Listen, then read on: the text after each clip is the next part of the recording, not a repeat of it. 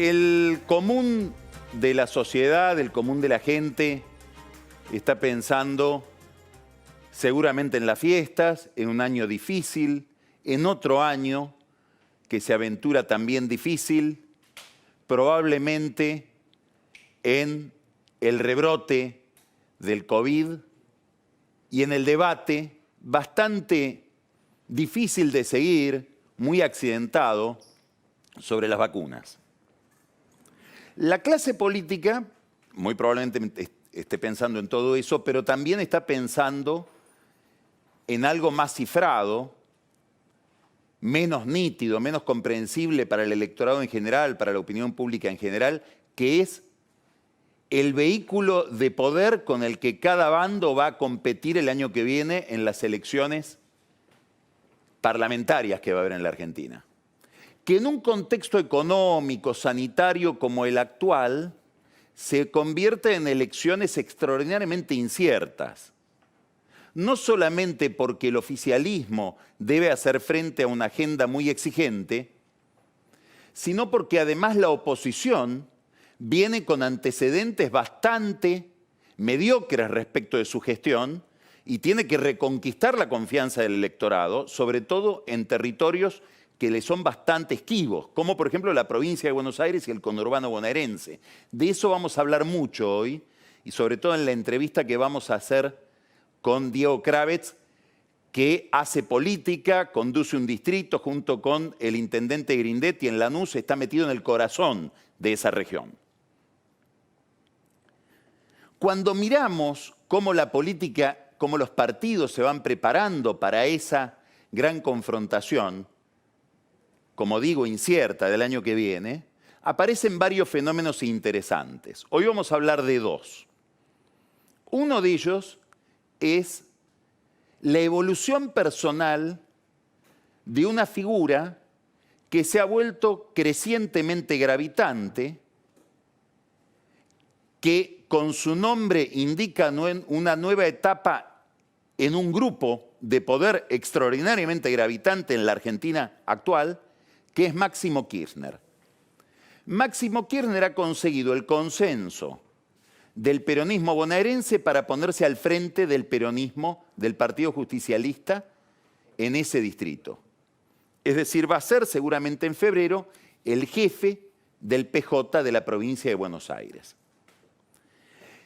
Esta novedad que se acaba de consolidar después de larguísimas negociaciones, algunos tironeos, gente que no quería aceptarlo o que pretendía algún tipo de recompensa antes de aceptarlo, está hablando de algunos fenómenos de más larga duración, algunos fenómenos que han progresado más lentamente, pero a los que hay que prestarle atención porque están hablando, están indicando una configuración que lentamente aparece distinta en la política argentina y sobre todo en el PJ.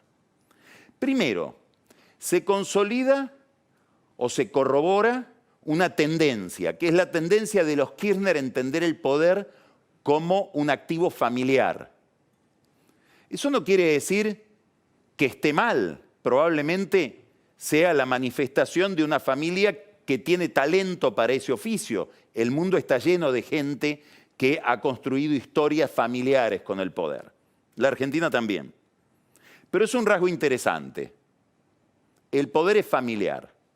Cristina Kirchner, muerto su esposo, sin entregar el bastón de mando por su hija, no por un funcionario público. Bastón de mando que nunca entregó. Segunda característica, el kirchnerismo se ha convertido en un grupo bonaerense. Santa Cruz es la casa matriz, la sede central ahora es la provincia de Buenos Aires. Néstor Kirchner inició este avance de este grupo político sobre la provincia de Buenos Aires apenas llegó al poder. Primero fue la conquista sobre Duhalde, después el triunfo del 2005 y así avanzando. Su hijo, Máximo, entiende que este es el principal mandato que tiene de su padre y de su madre, consolidar ese territorio, ese activo político. ¿Qué es la provincia de Buenos Aires para ellos? Es el conurbano bonaerense. ¿Qué es el conurbano bonaerense? El lugar que concentra mayor cantidad de pobres en la Argentina. ¿Qué es la pobreza en la Argentina? Un fenómeno que ha explotado. Tenemos más de 44% de pobres. Las villas de emergencia se duplicaron desde el año 2000. Crecieron un 25% desde el año 2010. Bueno, en un país donde sucede eso es muy probable que haya un fenómeno populista. Los Kirchner son los que encarnan ese fenómeno. Cristina junta los votos ahí y con ese capital electoral, político, lidera el PJ. Desde el 2013 vimos distintos intentos dentro del PJ para reemplazarla, todos frustrados. Massa, Urtubey, Randazzo, el propio Labaña. Ninguno pudo desplazarla del liderazgo del PJ porque el liderazgo del PJ se discute en el conurbano bonaerense. Y ahí lidera Cristina. Y ahora su heredero. Con esos votos, Máximo se queda con el PJ de la provincia de Buenos Aires. ¿Qué es para la historia de Máximo Kirchner este paso? Posiblemente el comienzo de un fenómeno que no es el abandono de la cámpora, pero ir dejando a la cámpora como su principal carta de identidad. Una organización bastante hermética, bastante cerrada, como ellos la llaman una orga, en un lenguaje bastante de modé de los años 70, como una especie de nostalgia o melancolía por una vida que no vivieron, pero a la que es posible imputarle todos los males. Bueno, eso que fue su plataforma de avance hasta ahora, se convirtió en su límite. Entonces tenemos que hoy Máximo Kirchner sí es el líder de la cámpora, es también el presidente del bloque de diputados oficialista en la Cámara de Diputados y ahora pasa a ser el presidente del PJ bonaerense. ¿Cómo llegó hasta acá? Negociando con los intendentes. ¿Desde cuándo? Desde el año 2016. En el 2017 más todavía. Aisló a los socios de Randazzo, entre los cuales estaba Alberto Fernández, y los intendentes que resisten este ascenso de Máximo Kirchner, sobre todo Juan Zabaleta de Harlingen y el ministro de Obras Públicas de Alberto, Catopodis de San Martín. Ellos estaban del lado de Randazzo cuando Cristina corrió su última carrera en la provincia de Buenos Aires, que fue la carrera para senadora, con un armado, con un tejido hecho por su hijo con los intendentes de la provincia de Buenos Aires. Ahí empezó él a ganarse el lugar que va a terminar consolidando en febrero, por supuesto, con su trabajo y los votos de su madre. Tiene un socio ahí. Es interesante la historia del conurbano, porque hay irregularidades que se repiten desde hace más de un siglo. Su socio es el líder de Lomas de Zamora, Martín Insaurralde, que dice en los asados, en las reuniones, yo soy socio de Máximo. Por ahí no es la mejor expresión porque uno no termina de saber del todo qué quiere decir ser socio. Supongamos que, o suponemos o queremos suponer que está hablando solamente de política. Hay una alianza entre Insaurralde y Máximo Kirchner que se cristaliza en la legislatura bonaerense. Alguien de ambos, que se llama Jorge Otermín, maneja ese poder enorme que es la Cámara de Diputados y esa caja enorme y tan opaca, tan insondable que es el presupuesto de la Cámara de Diputados de la provincia de Buenos Aires. Ahí se consolida esta sociedad entre Máximo Kirchner y Martín Insaurralde. Y esto, Lomas de Zamora, en una tensión permanente con La Matanza. Es una forma de equilibrar La Matanza, es una forma de impedir que Magario, Espinosa, etcétera, se terminen de quedar con el PJ bonaerense por un problema que domina toda esta historia que estoy contando, la prepotencia demográfica. Ya no es necesario tener una línea nacional en todo el país, como la tenía Alfonsín o como la tuvo Menem. No, ahora me siento en el conurbano y el resto se tiene que alinear. Eso aprendió Néstor Kirchner de Eduardo Duhalde y eso aprendió Máximo Kirchner de Néstor Kirchner. Esta es la tradición que vemos que se continúa. En el fondo, y aunque esto los pueda ofender a los Kirchner, su maestro fue Duhalde. Y esta es la novedad de la política argentina, sobre todo desde mediados de los 90 para acá y eminentemente a partir del 2001 para acá. Armó un aparato con el aparato del Estado, es clave acá el PAMI, las delegaciones del PAMI, la ANSES, las delegaciones del ANSES. Todo eso lo fue seleccionando Máximo Kirchner para quedárselo. de la gran juguetería del poder se quedó con los juguetes grandes. Y esto es lo que Alberto Fernández le entregó, para gestionar probablemente, pero sobre todo para esta carrera de poder que va más allá del año que viene.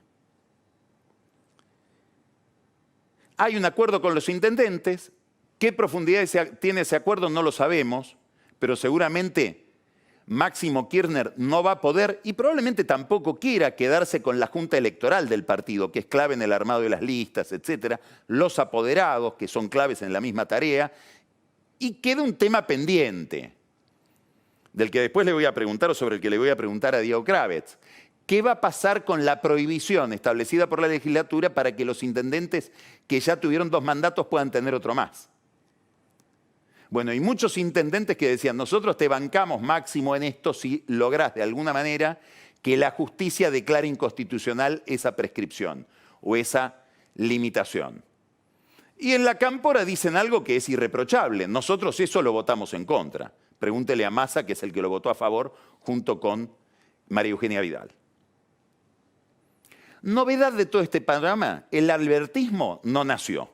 Si había Zabaleta, Catopodis, probablemente Menéndez, otras figuras del PJ bonaerense, Grey, esperaban que Alberto Fernández, que había estado con ellos en contra de Cristina en el 2017, contuviera a Máximo Kirchner, en todo caso tensionara o peleara con Máximo Kirchner. Alberto Fernández dijo, esto es de Máximo Kirchner. Y como contraprestación le van a reconocer a él la jefatura del PJ a nivel nacional. Algo que dijimos el lunes pasado, solo cerrando los ojos no se ve lo evidente. Manda Cristina. Acá también manda Cristina. 2 patrullas perdidas en toda esta historia. El Frente Renovador de Sergio Massa. ¿Qué será de su vida? Hasta ahora no se ve cuál es el reparto de poder en esta historia. Y lo otro que es tan raro, novedoso, para algunos lindo, virtuoso, el desapego extraordinario de Axel Kicillof por todo lo que tenga que ver con la lucha del poder partidario, del poder electoral, del poder en estado puro.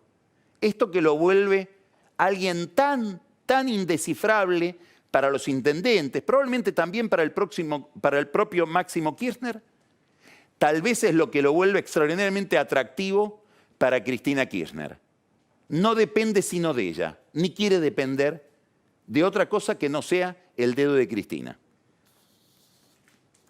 Este avance de la Cámpora, del kirchnerismo en esta nueva generación, sobre el PJ se va a realizar en otros distritos.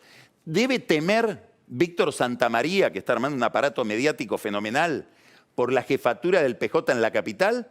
Bueno, ahí está Mariano Recalde de la Cámpora, asociado a la mujer de un personaje importantísimo en el PJ Capital, importantísimo en el entorno de Alberto Fernández, Juan Manuel Olmos, María Rosa Muñoz, legisladora de la ciudad, están mirando el sillón de Santamaría. Santamaría, mientras tanto, arma nuevas líneas internas y se lanza ahora en una línea nueva interna que se llama Espacio en Común, que curiosamente el lanzamiento es en un predio, en un salón de reuniones políticas que administra el otro yo de Guado de Pedro, que es un hombre de negocios, Ignacio Saavedra, al que mencionamos varias veces acá. Es el encargado de las efectividades conducentes de Guado de Pedro, diría Hipólito Yrigoyen.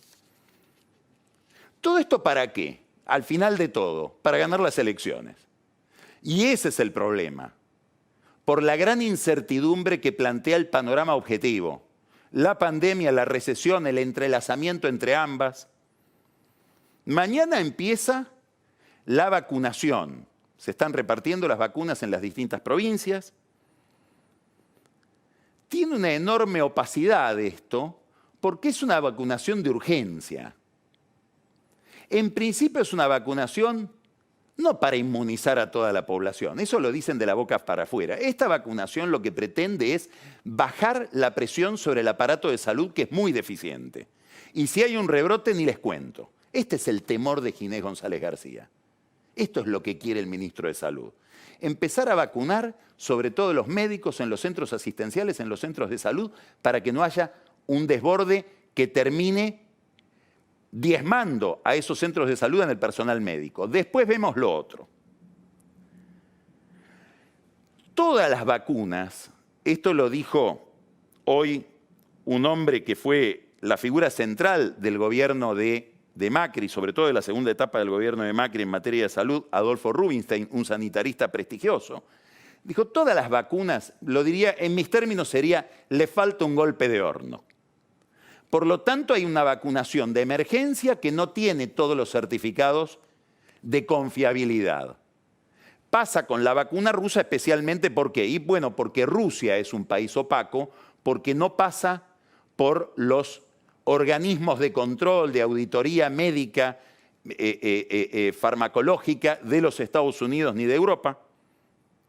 Pero bueno, llegaron a Putin a través de Oliver Stone, a través de un amigo del kirchnerismo que es un empresario, un hombre de negocios bolivariano pero financista, Fernando Zulichín, lo mencionó en su momento Pancho Olivera acá en Odisea. Así llegaron a hablar con Putin y a que Putin decida mandar estas 300.000 dosis. ¿Por qué está tan agradecido Alberto Fernández? Porque salen del stock de vacunación que tiene previsto Putin para los rusos. La vacunación para otros ciudadanos de otros países es la que sale del mismo laboratorio Gamaleya en sedes de India, de China. Esto es lo que estaba previsto, estas 300.000 en alguna medida se la están negando o restando al pueblo ruso. De ahí viene el agradecimiento. Por eso Alberto está deseoso de poder mandarle finalmente a Vladimir Putin esa montura, a él le gusta montar, que le encargó a su vocero, Juan Pablo Biondi, a Alejandro Granados, el intendente de Ezeiza, que es un viejo jefe de su vocero Biondi. Los tres estuvieron almorzando en el Mangrullo hace más o menos 2 semanas y dicho sea de paso, no me quiero olvidar, hablaron bastante mal Alberto, habló de manera bastante peyorativa respecto de las cartas de Cristina y de la presión que puede ejercer Cristina sobre el gabinete para que haya cambios. Se manifestó muy enojado con eso delante de su vocero y delante de Granados mientras hablaban de la montura. Ninguna vacuna terminó, dice el doctor Rubinstein, la verificación de fase 3.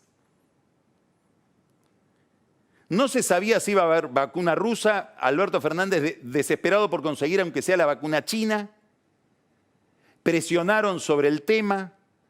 Ginés González García dice, hace tiempo que estoy tratando de hablar con el embajador, con su amigo el embajador Luis María Kreckler. Bueno, le cortaron la cabeza a Kreckler por el tema de la vacuna. Ya antes había cierta desconformidad con Kreckler porque vencía, esto dicen en la Casa de Gobierno, el swap del cambio de monedas con China, que forma parte de las reservas del Banco Central, y tampoco él se había movido con toda la celeridad. Le serruchaban el piso desde abajo, el que ahora va a ser el embajador, Sabino Vaca Narvaja, un hombre extraordinariamente ligado al pensamiento del Partido Comunista Chino, muy conocedor de ese país, muy conocedor de su sistema político, tan admirador de China que a uno le queda la sensación de que al embajador en China ahora lo pusieron los chinos. Suele pasar con las grandes potencias, no solo con China. Para la oposición es todo un problema el de las vacunas. Hoy hubo un Zoom en Juntos por el Cambio, y Larreta dijo, les pido que no critiquen demasiado la vacuna, después la criticaron, porque tenemos que vacunar. ¿Y por qué tenemos que vacunar? Esto no lo dice Larreta, lo digo yo. ¿Y por qué hay que darle la sensación a la gente de que la pandemia se termina y de que no va a haber una recesión eterna? Eso está por verse. No es que la vacuna va a terminar con la recesión. Como va a seguir habiendo recesión, hace falta un poco de vacuna. Hasta ahora es así, no al revés. Y contó algo gracioso Larreta en ese Zoom. Dice, Alberto le pide a todos los gobernadores que se pongan la vacuna. Yo no me la quiero poner porque no quiero ser parte de un show. La pregunta es, ¿se pondrán la vacuna los gobernadores, esta vacuna rusa, o simularán que se ponen algo parecido a la vacuna con todo el show, el ministro de Salud inyectándoselo? ¿Cómo será? No sabemos. Hay que ganar las elecciones. No solo es la vacuna, no solo es la pandemia, está la recesión. Miren los números que aparecen de la Cámara de la Pequeña y Mediana Empresa, CAME. Este año cerraron 90.700 locales en la Argentina. Desaparecieron 41.200 pymes, no están más. Quedaron afectados 185.300 puestos de trabajo. Bueno, esto es lo que se va a discutir en la elección. Esto es lo que se va a discutir en la elección. Por eso es muy probable que Martín Guzmán tenga que seguir haciendo concesiones en su programa. No debería sorprender que le vuelvan a pedir que ponga el IFE. No debería sorprender que los sindicatos le digan, tenés que volver a poner las ATP para sostener a las empresas que no pueden pagar los sueldos porque no hay actividad. Acá se explica que en este panorama Cristina Kirchner diga, no quiero aumento de tarifas. El aumento va a ser en marzo y no más de 9%. Bueno, eso significa otro plan económico.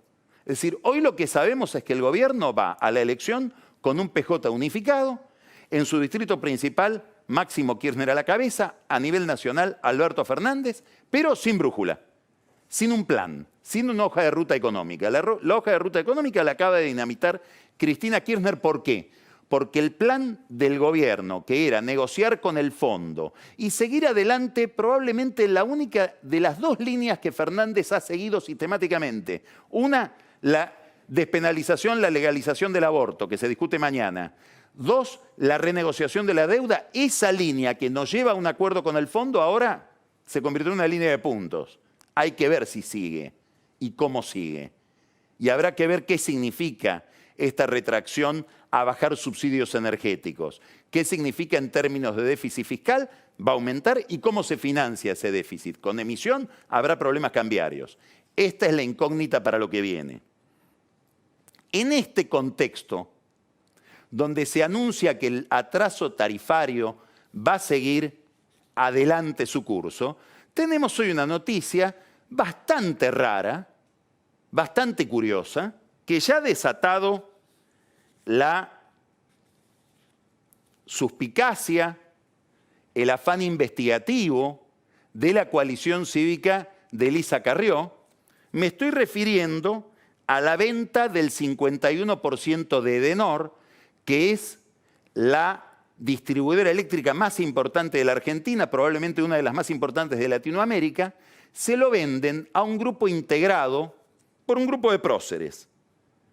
José Luis Manzano, Daniel Vila, Mauricio Filiberti, que es el dueño de la principal empresa de cloro de la Argentina, extraordinariamente ligado obviamente a AISA, porque es el principal proveedor de AISA. Y todo lo que está ligado a AISA está ligado a Mr. Cloro, a José Luis Lingeri, el sindicalista tan ligado a los servicios de inteligencia del gobierno anterior, Silvia Magdalani, etc. Dicen que como siempre está medio escondido por esa propensión al espionaje, bien escondido detrás de Filiberti.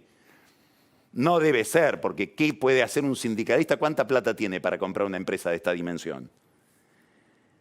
Hay otras personas detrás de este negocio, ligadas a Manzano. Michael Stevens, que viene haciendo negocios desde hace mucho tiempo con él, es un inglés. Y un personaje que se llama Aidar Bestene, un hombre de la política y los negocios del fallecido gobernador de Chubut, Mario Das Neves, que ahora parece estar muy cerca del intendente de Puerto Madryn, Ricardo Sastre. Este es el grupo que le compraría a Marcelo Midlin el 51% de Edenor. Dos preguntas alrededor de esto. Preguntas, no son afirmaciones. La primera pregunta: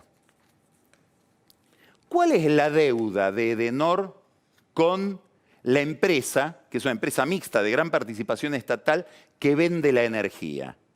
Bueno, todas las empresas distribuidoras de energía eléctrica tienen una enorme deuda con esta empresa que se llama Camesa. ¿Por qué? Por una lógica que está detrás de lo que dice Cristina Kirchner. No queremos aumentar las tarifas. Bueno, vos no me das tarifa, yo no te puedo pagar la energía.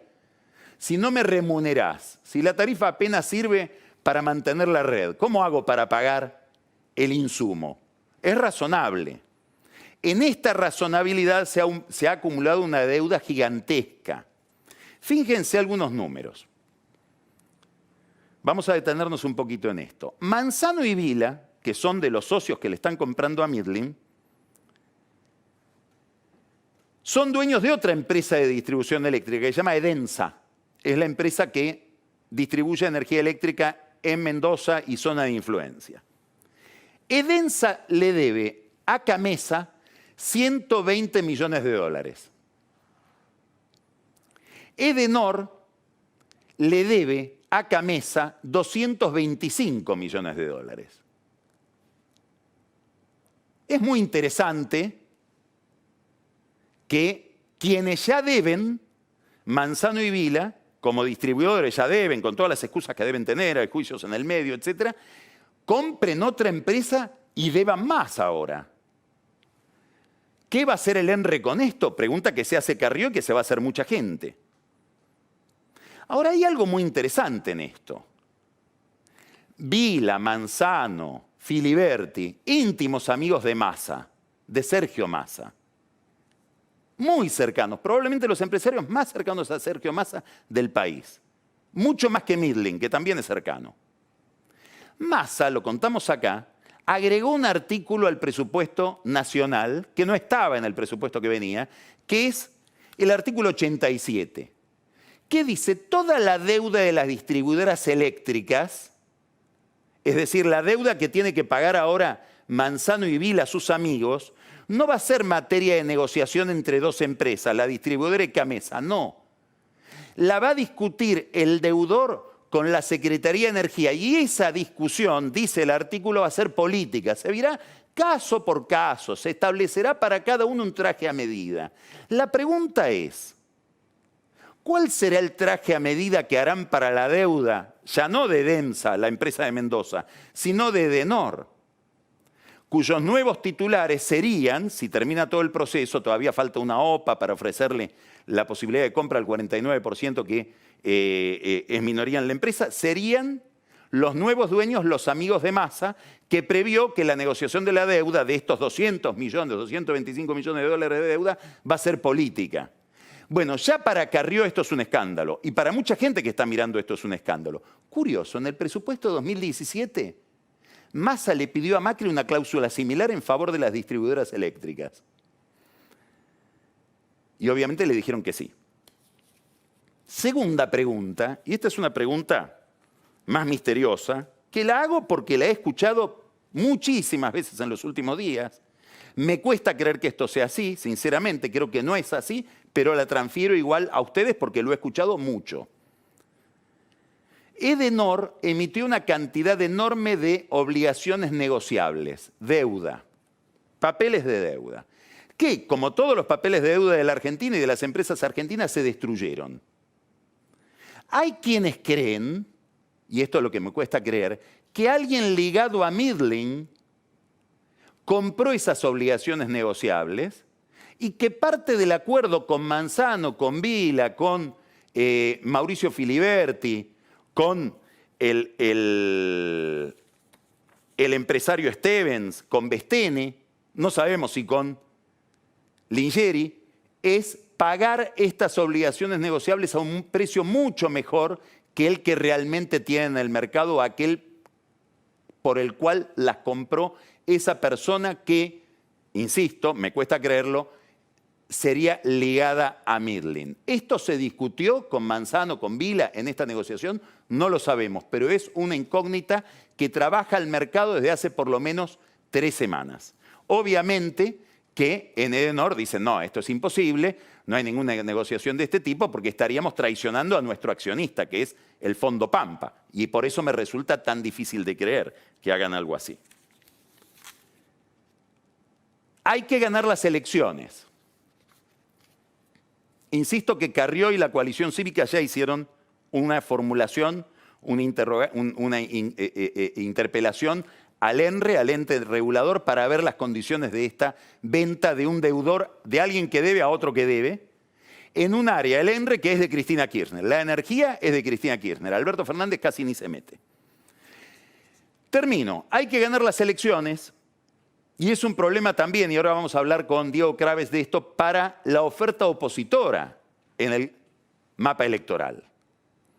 Hay una recesión, que es el tema, son esos números que di de CAME, que empezó con Macri. ¿Cómo hace Juntos por el Cambio a ir a discutir, a darle visibilidad al señor que está enojado porque cerró su pyme, porque tuvo que cambiar al chico de colegio y mandarlo de un colegio privado bilingüe a un colegio parroquial o de uno parroquial a uno público, o ir a, ahora vamos a hablar hoy del sistema de salud, a un prepago donde tiene cobertura sanitaria y decirle necesito cambiarme de plan e ir a un plan más barato porque ya no me alcanza la plata? Ese señor que está enojado, ¿quién lo representa? Bueno, en el gobierno están pensando en ese problema, Cristina Kirchner están pensando, bueno, no lo podemos seguir pidiéndole dándole aumento de tarifas a ese señor. En el lado de la oposición hay muchos que están pensando, y curiosamente, una de las que está pensando en este problema muy seriamente es Elisa Carrió, que está pensando cómo remodelar Juntos por el Cambio. Y este fin de semana, para la vida opositora, hubo un acontecimiento que pasó casi inadvertido. Ustedes pueden ver ahora unas fotos detrás mío sobre este episodio, que es el cumpleaños de Elisa Carrió el sábado a la noche en su casa de Exaltación de la Cruz. Importante, porque hubo mucha gente relevante. Un 26 de diciembre, hay que ir hasta allá, sábado. Fueron a la cabeza de todos Larreta, que se quedó como hasta las 12 de la noche.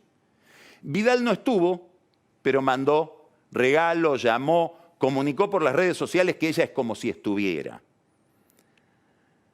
Mario Negri, del radicalismo de Córdoba, presidente del bloque opositor en el Congreso, estuvo también.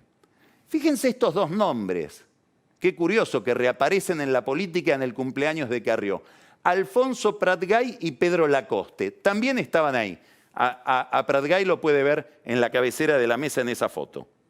Daniel Salvador, el que era candidato y fue vicegobernador con Vidal en la provincia de Buenos Aires, muy ligado al sector anti-Pose en el radicalismo de la provincia de Buenos Aires, muy ligado al sector anti-Monzó en la provincia de Buenos Aires, también estuvo.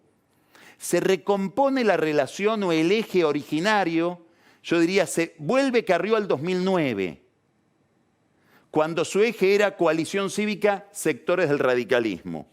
Atilio Benedetti, candidato a gobernador del radicalismo de Entre Ríos, también estuvo. Quien dice Benedetti dice no Frigerio en Entre Ríos. Mario Barletta de Santa Fe también estuvo. Dicen que en el próximo cumpleaños o en la próxima reunión, el próximo cumpleaños va a ser dentro de un año. Mucho antes del próximo cumpleaños, en esta fiesta va a estar también Alfredo Cornejo, con el que Carrió quiere tender un puente más activo. Gran ausente de todo esto, Mauricio Macri. Gran ausente, Patricia Bullrich. Es evidente que Carrió está intentando condicionar, influir en un sistema de alianzas interno dentro de Juntos por el Cambio, imaginando un rol importante, ya dijo que quiere ser candidata, en la provincia de Buenos Aires. El consenso sigue indicando que lo más probable es que la primera candidata el año que viene en la provincia de Buenos Aires de la oposición sea Vidal, que sigue deshojando la margarita. Pero este cumpleaños hay que mirarlo porque empezó una nueva historia el sábado a la noche allá en Exaltación de la Cruz.